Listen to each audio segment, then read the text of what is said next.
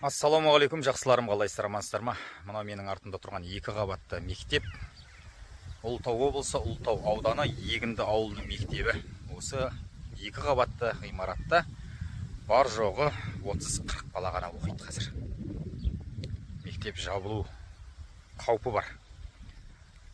Өйткені ауылдың халқы кезінде қалаға көшіп кеткен, сол процесс әлі де жалғасып жатыр.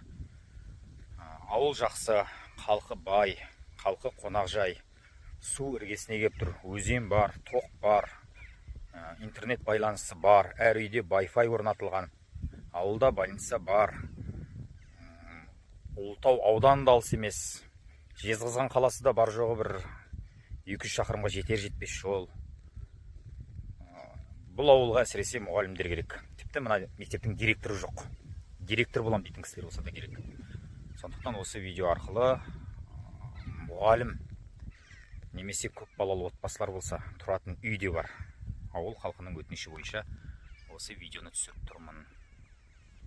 Келіңіздер, әрі жұмыс істеп, әлі мал санын арттырып, осы ауылдың тұрақты тұрғыны болам дейтін кісілер болса хабарласыңыздар.